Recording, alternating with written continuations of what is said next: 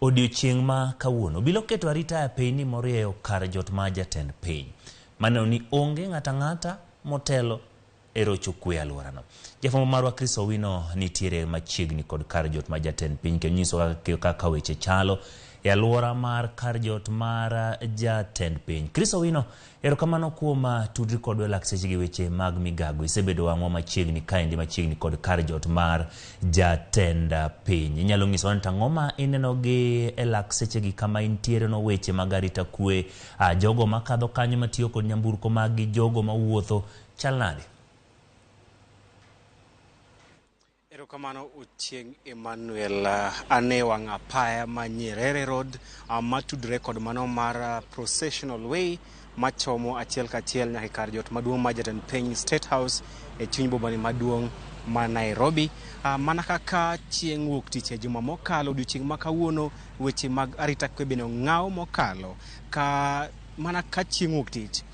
Jopiny dhi nyime kod yore gi maonge ng'ikruok moro amora, onge lweny ma waseneno kata rakruok moro mar jopiny kod obila e wang' apaya ma Nyerere Road, wang' apaya ma State House Road ka achiel kod Processional Way. Magi gin achiel kuom peyni machomo kata madhi e State House. Yamo mayom ema kudho, chieng' bende rieny.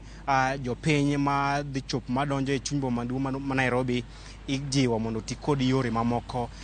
Ka idwa dhi kar dak ma Kilimani titiyo kod Processional Way, ok inyal tiyo kod Processional Way odiochieng' ma kawuono nikech obila ma oket kanyo mar neno ni onge japiny moro amora matiyo kod apaya ma State House Road, apaya mar Processional Way makalo e mbele kar jot maduong' ma jatend piny, kendo ijiwo gi mondo giti kod wang' apeyni mamoko. Mopogore kod odiochieng' mar wuok tich e juma mokalo, wang' apaya ma Processional Way ka inyalo neno kakae odiochieng' ma kawuono orit kod obila mag Kanga, kopogore kod juma mokalo mane orit kod obila mag Majoni kata GSU. Kawuono obila mag Kanga emorito apaya mar Processional Way mar neno ni jopiny ok otiyo kod apaya ni ka gidhi e kar dak ma Kilimani kata Kileleshwa, kendo mar neno ni ng'ata mabiro temo mar kelo lweny kakae gibiro rakore kode kaka sadhi kendo kaluwore kod pen chik. Ochieng' gima bende omako wang' odiochieng' ma kawuono, e juma mokalo chieng' wuok tich ne waneno ka ogai mar Azimio Raila Odinga kod jodito mamoko mag Azimio ka Martha Karua kod Kalonzo Musyoka ne gichako safar margi e magawa ma Serena ka gichomo gweng' kar dak ma Huruma ka achiel kod Eastleigh. Ma emomiyo odiochieng' ma kawuono obila okwor kar rombgi e aluora mar magawa ma Serena. Chakre okinyi geche mag okwach kech DCI ma waseneno kadonjo e magawa ma Serena okalo geche 10. Gin geche mag okwach kich malure moro bang' moro kadonjo e magawa ma Serena. Bang' okwach kich bende apisas mag obila bende mag Kanga bende waseneno ka oseol kar rombgi e magawa ma Serena, oko mar magawa ma Serena ka achiel kod aluora mar magawa ma Serena opong' kod obila ka achiel kod okwach kich.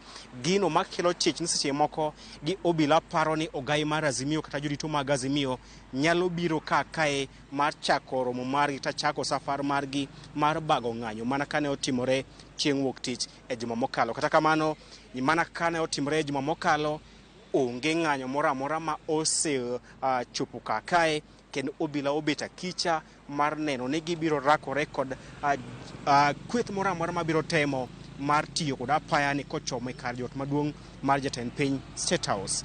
Mabiro kata doko ni ogai mar obila Japhet Koome ne owacho ni ng'anyo mag Azimio e pacho kae gin ng'anyo ma odhi ataro kod pen chik, kane owacho ni obila okomiyo Azimio thuolo mar bago ng'anyo. Ma emomiyo weche mag arita kwe orid mokalo e aluora mar kar jot maduong' ma jatend piny State House. Kata kawuono kwan obila ma rito rangeini kata gates madonjo e kar jot maduong' ma jatend piny, mano gate A, gate B kod gate D, ong'awe okang' mamalo ka ipimo kod chieng' wuok tich. Kawuono obila okwor kakanyo kar rombgi, kendo obila man kakanyo kawuono gitemo gi kinyie mokalo ka ipimo kod kinde machien. Koro pod waketo wang'wa mar neno to bende riwruok mar Azimio kawuono biro nyalo mar chwalo ng'anyo margi nyaka apeyni mochomo State House, kose ok gibi chwalo ng'anyo mana ka ne otimre e juma mokalo mane onge ng'anyo mane okalo